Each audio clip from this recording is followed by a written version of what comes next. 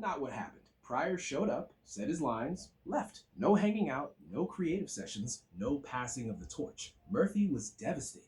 In 1990, he sat down with Spike Lee for an interview. He didn't hold back. It was disappointing because Richard wasn't the way I thought Richard was going to be, Murphy said. I thought it would be like a collaborative thing where I would get to work with my idol. Then came the gut punch. Trust me, the brother does not like me.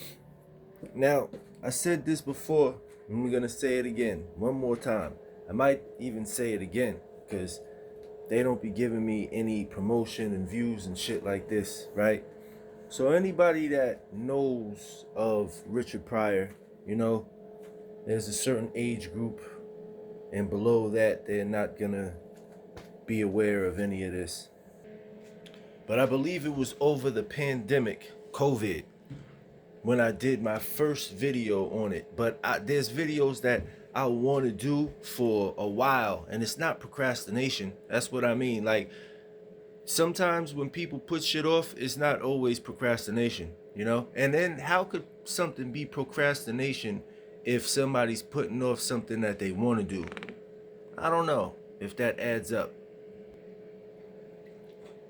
But anyway, my theory on Richard Pryor goes like this. And what he just said kind of adds an extra oomph or another nail in the coffin on the terms of my theory and solving and closing it. So check this out, okay? Richard Pryor, they said that he woke up in flames because he was smoking crack and he was using a blowtorch and I guess fell asleep and he ran. No, they said he walked out of the room, and there were people in his house that was hanging out and they were smoking, drinking, drugging, doing whatever, and they're in his kitchen or living room or whatever, and the guy said that he just saw a big ball of flames down the hall, and Richard Pryor, he wasn't even running or like acting erratic. He was just walking down the hall or something like that.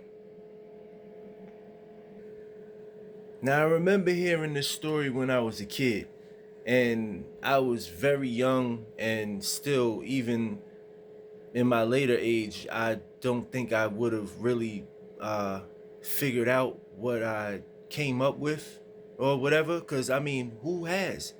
I mean, what I'm about to say, I don't think it's come out of anybody's mouth. I haven't heard it, but usually the way things work is when I say something to do something, everybody does it. Then all of a sudden, everybody knows it. If I say something that's funny, everybody's a comedian. If I do something that's cool, somebody's gonna take it and try to turn it into some shit that they made or they already knew how to do. So, my theory goes like this. Richard Pryor was a black man. In the 60s, the 70s, black people were not liked. And they definitely were not privileged enough to have the privileges and access and choices that white people had at the time, or maybe even any other race, more than now on certain terms. So Richard Pryor was married to a white woman. Richard Pryor cheated on this woman.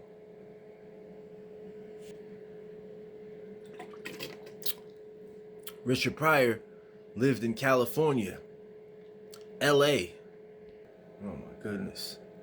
Watts riots, Rodney King, which, by the way, they found dead in his pool.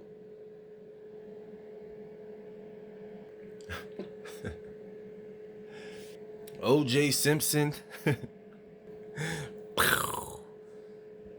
Starting to get it yet? So, not only did Richard Pryor cheat on his wife, but he cheated on her with a celebrity, a well-known white woman. All right, so I had to look it up, right? Margaret Kidder, the actress known for her role as Lois Lane in Superman, had an affair with Richard Pryor. Jennifer Lee, an actress and painter who Pryor married twice. Deborah McGuire, a model and actress whom Pryor married in 1977. So, obviously he didn't cheat on his wife with them. I didn't even know that he was married that many times, which just tells you, boy, oh boy. Boy, oh boy. Pam Grier, too. You know who Pam Grier is? The original Foxy Brown? Coffee? Black Mama? Wow. So, even that right there, white people, like people, women like Pam Grier, oh my goodness. White people back then would have done anything for that right there. And he's also piping that. This nigga was in the industry pimping these like, yo, word. You see how many names I just named? How many people have you fucked? And not only just people, but people of that status. That's crazy for a black man in the fucking 1970s.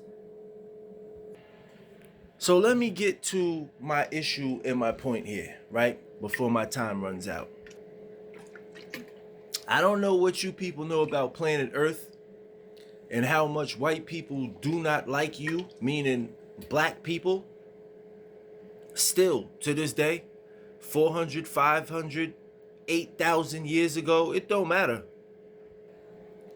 For a black man, oh, I missed this too. So, everybody knows that he made it apparent and publicly put it out there that he had no problem with going both ways. So, he also was fucking with Marlon Brando. You know, the Godfather.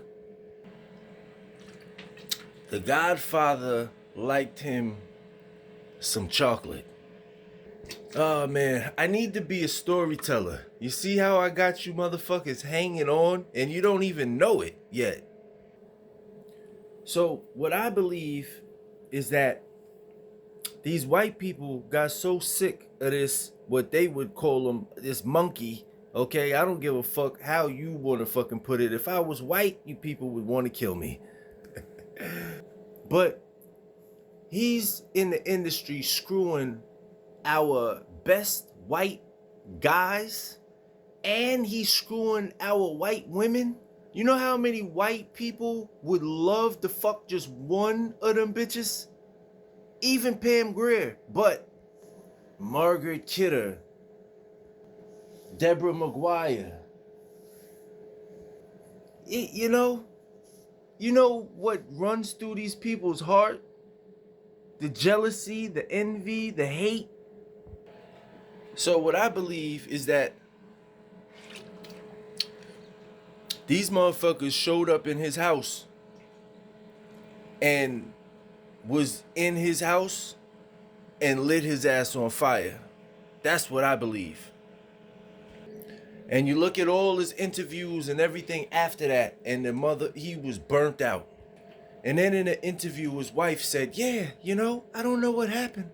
It was like something just burnt out of him. I'm like, okay, do the math.